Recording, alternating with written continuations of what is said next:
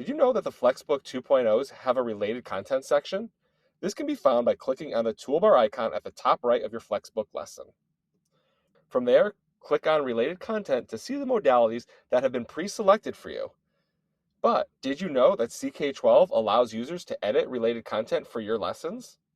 To do this, head to your FlexBook navigation screen and select Customize.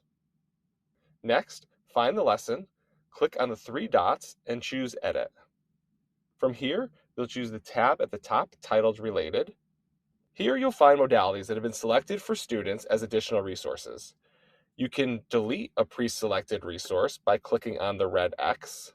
You can reorganize the modalities by clicking and dragging, or you can add a modality by clicking on the plus sign where it says Add a Modality.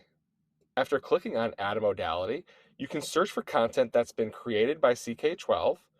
You can add something from your library, or you can add from one of your own created quizzes. It's important to note that if you select a quiz, it will replace the practice at the end of your FlexBook lesson.